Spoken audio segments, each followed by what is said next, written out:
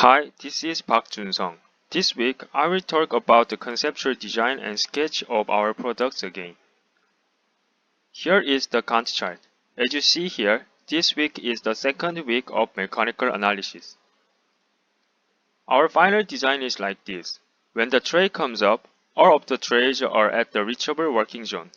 Our geog-looking modeling is more convenient and protects trays from the external interruption.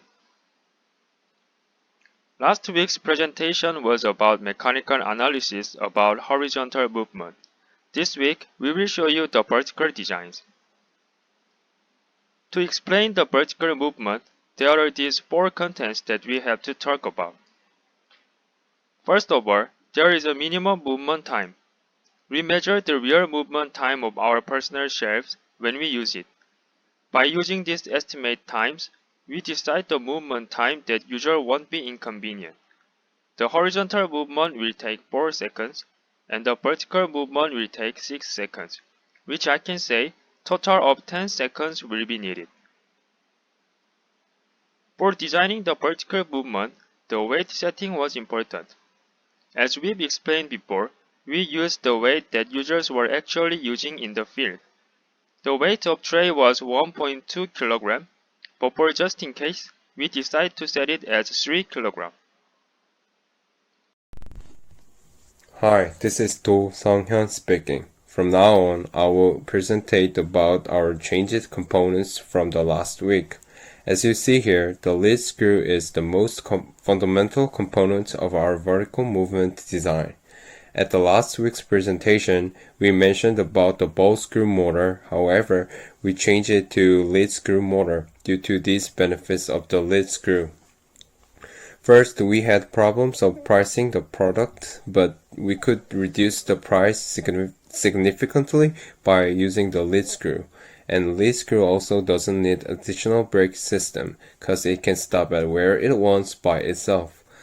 Last of all, as we've learned during the class time, ball screw needs lubrication, but the lead screw doesn't, which will save a lot of money from aftercare service.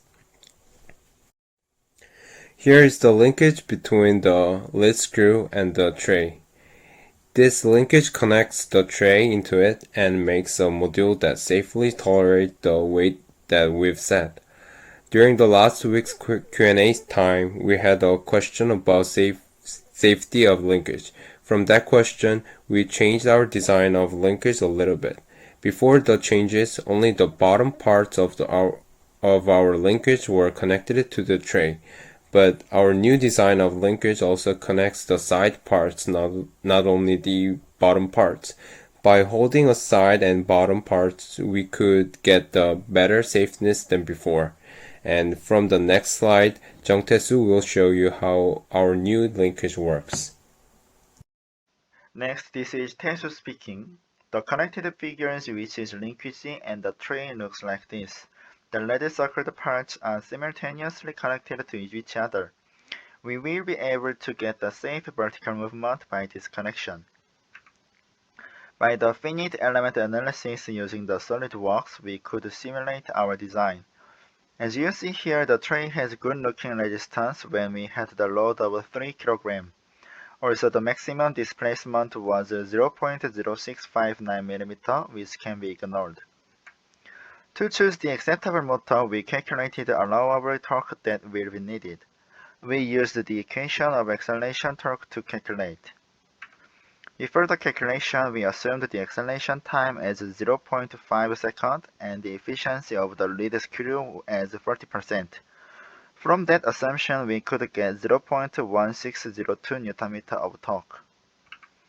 From the textbook's criteria, we've chosen our safety factor as 1.5 and got the 0.2403 Nm acceleration torque. We've chosen the VLDC motor for our manipulation. Our VLDC motor has 3000 RPM for its turnover ratio. So we calculated the power we will be needed by 50 watts and 3000 RPM proper torque. By this calculation, we got about 75 watts.